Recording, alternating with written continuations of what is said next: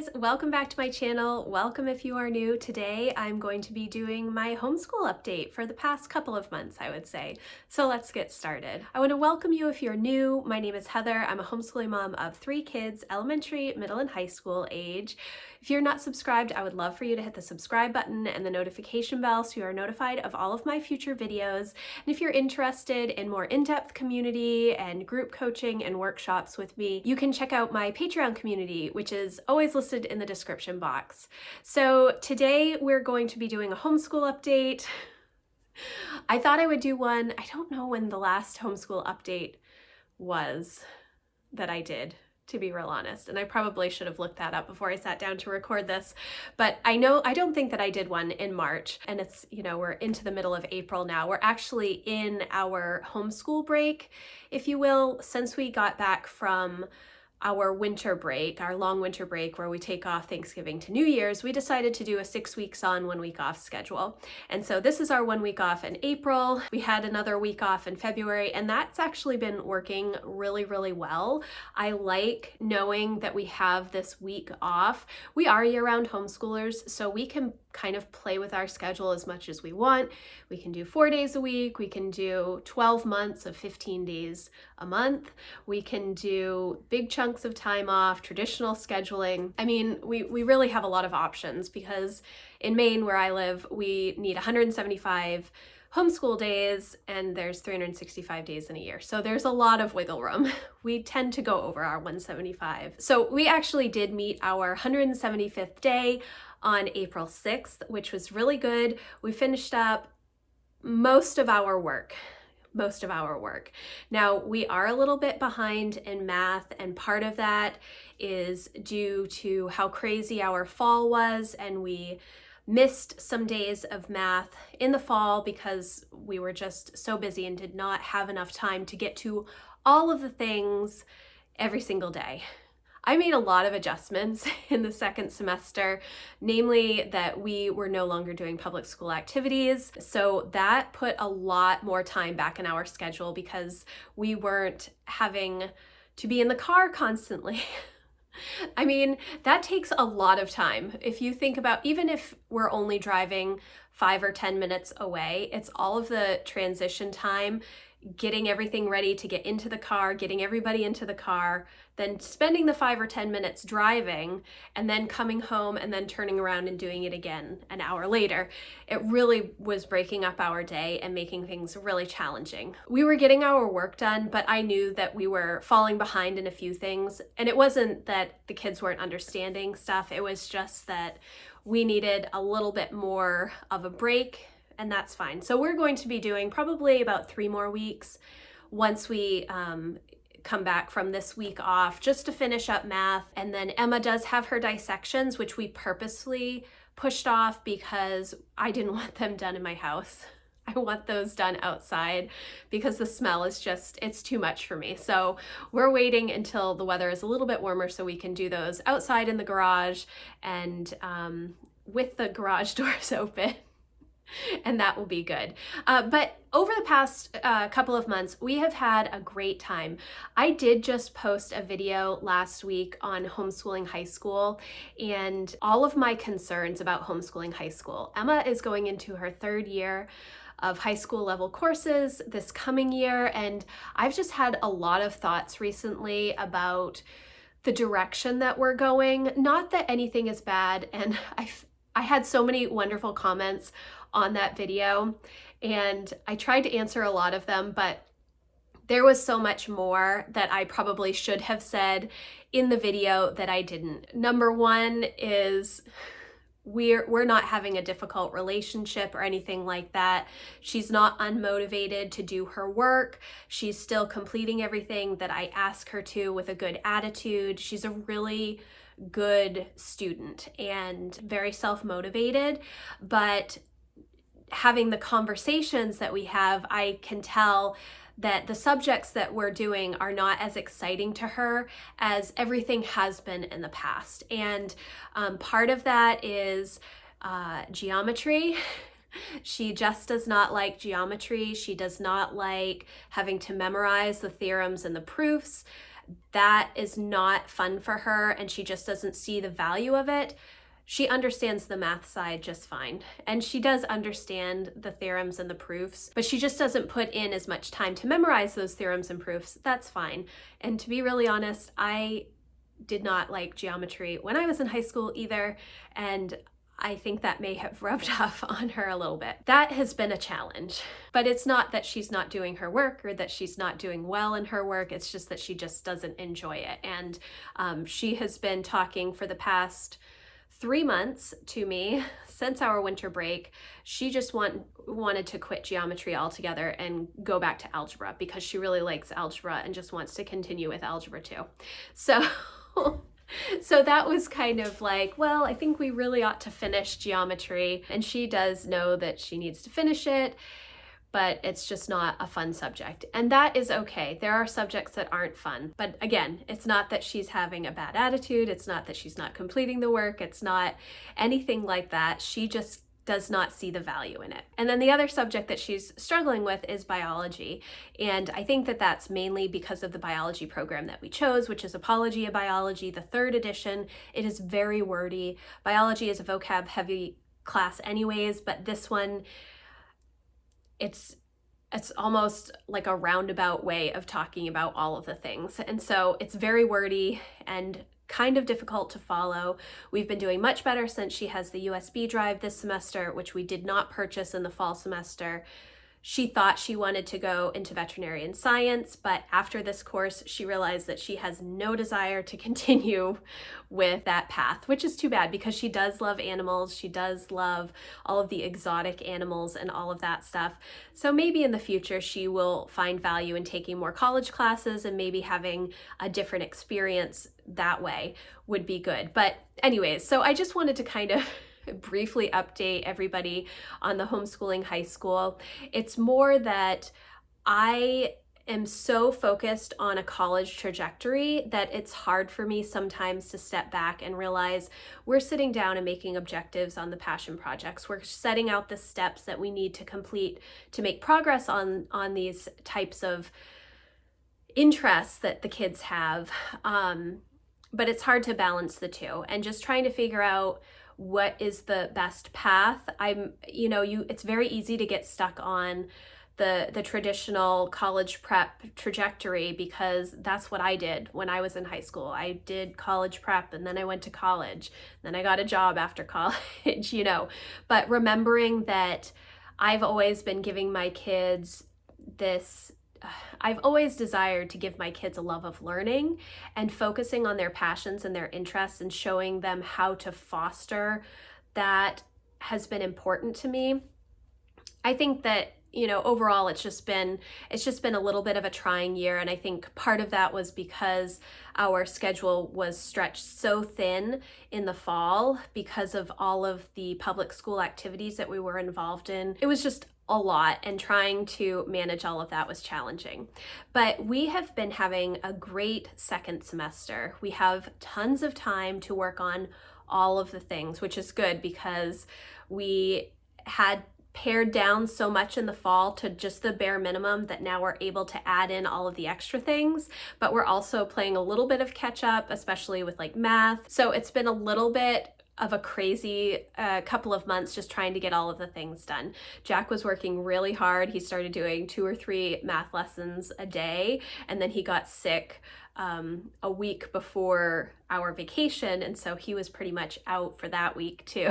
So he didn't quite make he didn't catch up on all of his math. He was hoping to really be finished by April 6th, but he still has, I think maybe 10 or 15 lessons left, and Emma has about 15 lessons and Lucy has about 15 lessons. So if they're just focused on math, could it be done maybe in a week? Probably. Will they take 3 weeks to do it? It's a good possibility. They'll just do, 20 minutes of math in the morning and then just move on with their day. But we have had a good semester. We finished up most of our work though. So we finished book 9 of A History of Us by Joy Hakeem, which is part of the old level 100 from Sunlight. Emma did that a couple of years ago and she really enjoyed it. However, towards the end of the year, we did not finish books 8, 9, and 10 because it was so much reading. There was a lot of reading. Level 100 is a big jump from level H, which we had done the previous year.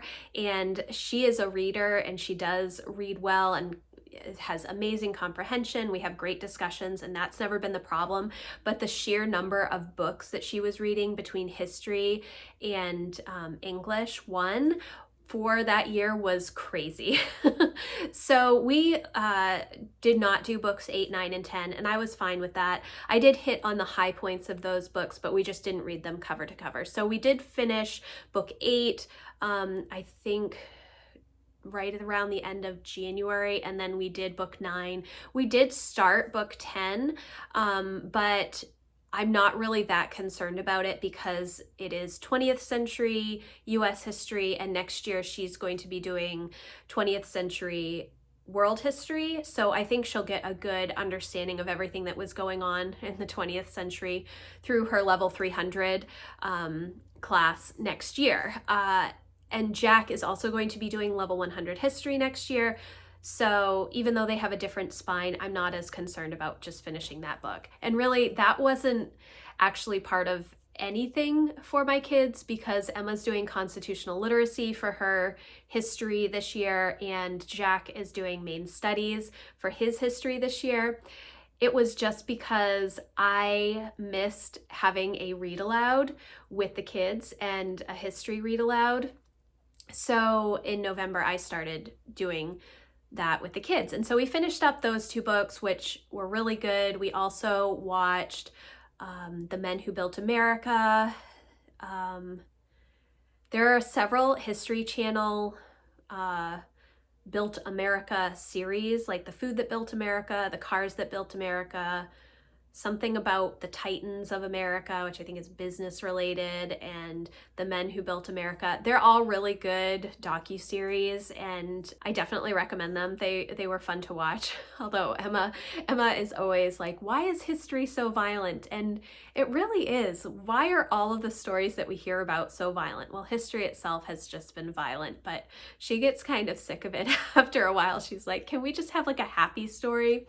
So anyways, so finishing up book 9 of the History of Us Joy Hakeem series was really good. The other book that we finished was The 7 Habits of Highly Effective Teens.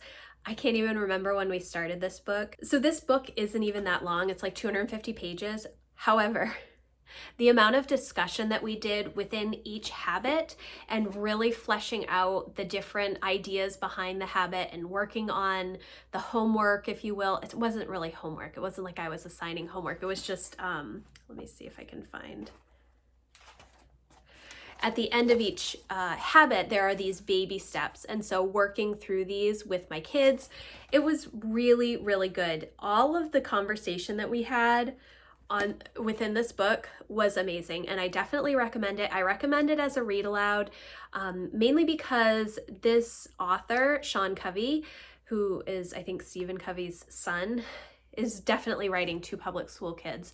And there is a lot in this book that is just not applicable to my kids because they don't have the same problems with peer relationships or parent relationships. I guess everybody is different, you know, and there could be some kids that do struggle with those relationships. My kids don't, and some of the examples that he had in this book, some of the conversations that he had with other teens to kind of prove his point on these specific habits, my kids just laughed at, and it was not...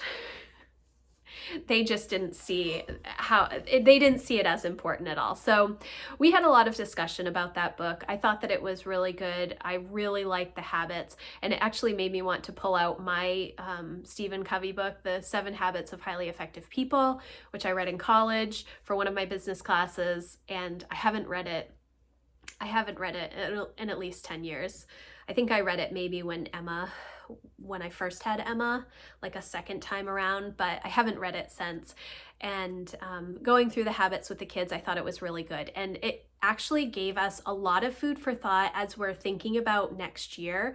A lot of these personal development type books that I've been reading with the kids this year, it's been prompting me to think about how I view their passion projects and how I want them to have goals associated with those projects. I want them to be working towards something.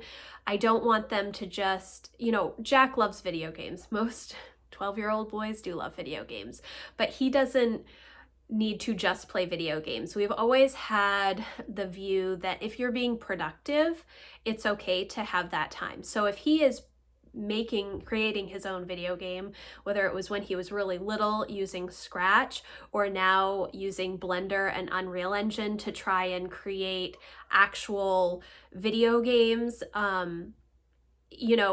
and then playing those video games, that type of work, that type of project, there's a lot of value there.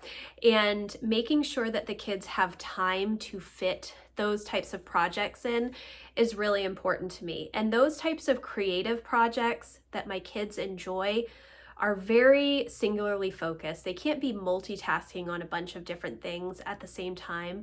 And it's hard to interrupt when you are in that kind of mindset of working on a project.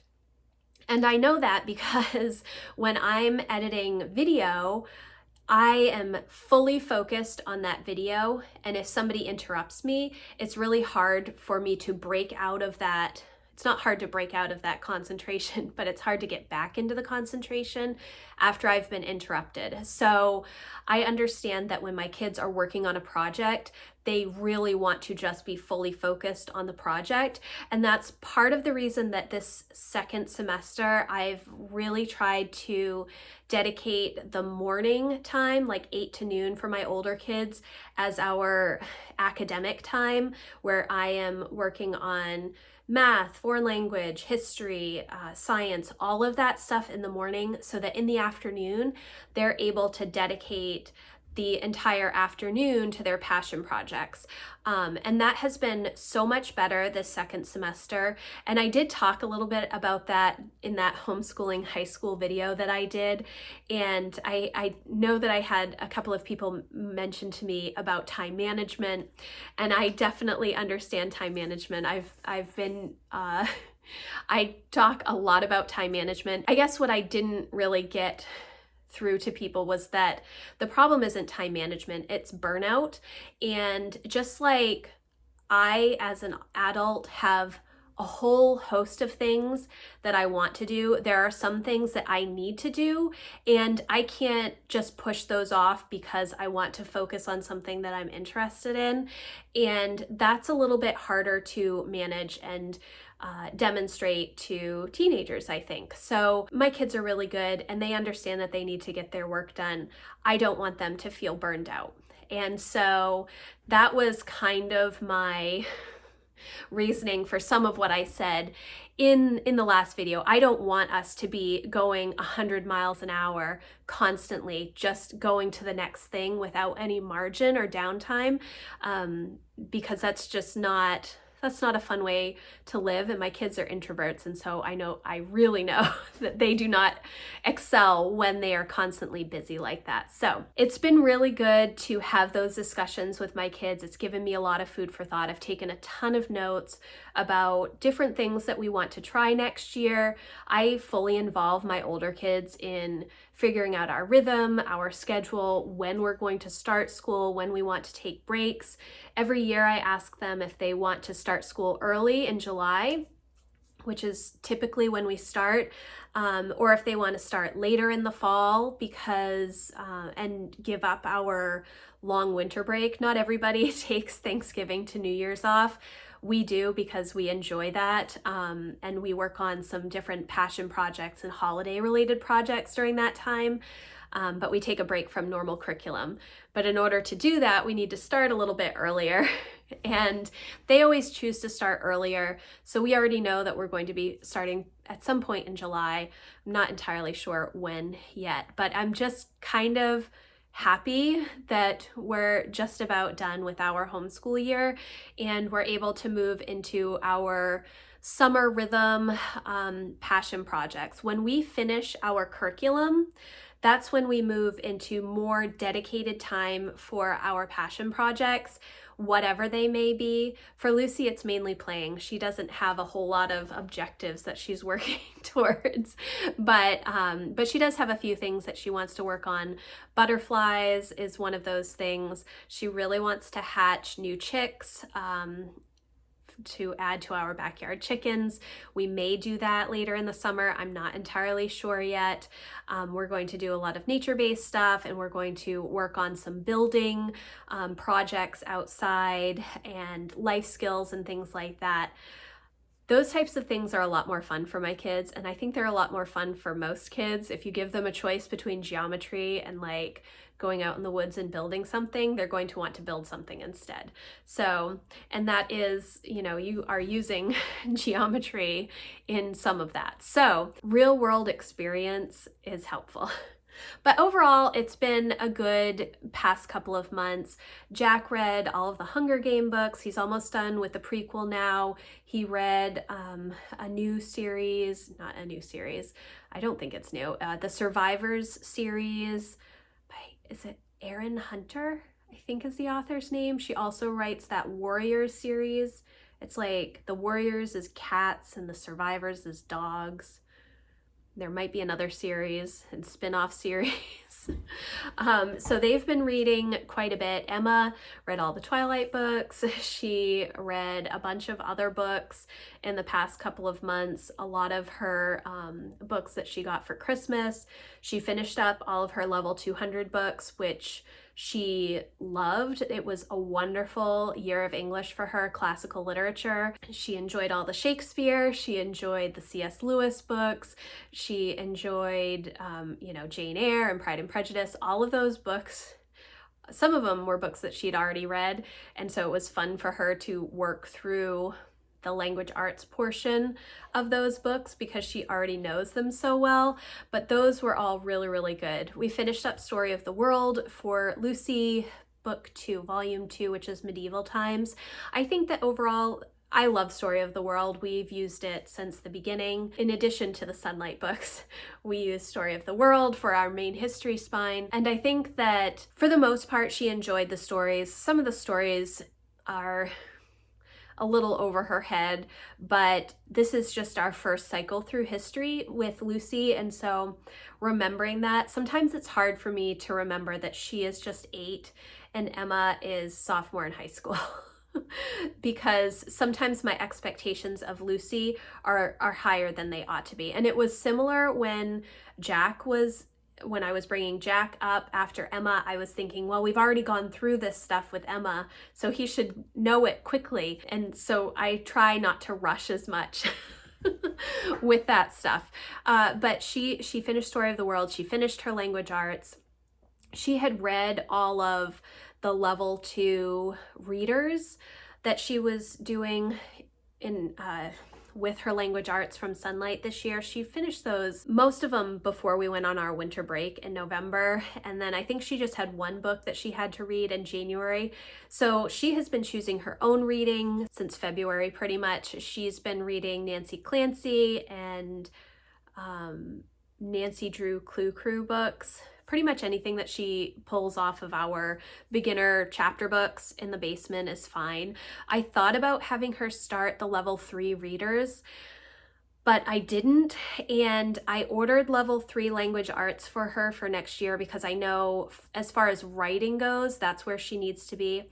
I have a feeling that this summer she will end up reading through all of the level 3 books, and we will have to, I have all of the books. I have the level 4 readers as well. So I have a feeling that she's going to read level 3 books this summer, in addition to whatever summer readers I purchase, and then once we get back into school fully by September, she will probably move into the level 4 readers, but will continue with level 3 language arts. And we'll see how that goes. And it was similar with Emma. When she was that age, she was always ahead in the reading, but always at level for the language arts, the writing portion. So that's kind of where we're at. Jack finished up his mealworm science experiment. We still have the mealworm farm. sitting in our dining room, and some of them are turning into beetles as we speak, and it is thoroughly disgusting. It's gross. It's really gross. I don't know why I chose, no, I didn't choose these, Jack chose them, so that's why. But it's been fun for him and Lucy to keep track of what's going on in the little habitat and taking notes and watching all of the progress and watching the mealworms eat through the bottom of a styrofoam cup. That was really interesting. Didn't really see that happening, but apparently they like plastic and they like styrofoam. So overall, it's been a good couple of months. I wish that we were finished on April 6th like I had planned, but it's okay that we are pushing things out a little bit. And I think that when we come back after this week off, I think it'll be fine to just have math, essentially. I don't think it's going to be as much work. Emma's finished with her Spanish, which was kind of like a bigger course. The biology, obviously, she still has the dissections and those labs to do. But overall, I think that everything else is pretty much done. English is done, history is done, science is mostly done. Math is the only thing, and then just their passion projects, which are their electives, essentially. So overall, a good couple of months. I am pleased with all of the changes that I made for second semester, and thinking ahead to next year, I gotta keep to my yes and no list this year, and then I think that things will go a lot smoother. So thank you guys so much for watching. I hope you enjoyed this video. I'm kind of all over the place today, but that's typical of these update videos. I'm just kind of all over the place, and it's the end of the year. I'm ready to be done. The kids are ready to be done. Are you ready to be done as well? Are you finishing up your year pretty soon? I would love to hear how it is going. Let me know in the comments. If you like this video, please give it a thumbs up, and I will see you in the next one. Thanks, guys. Bye.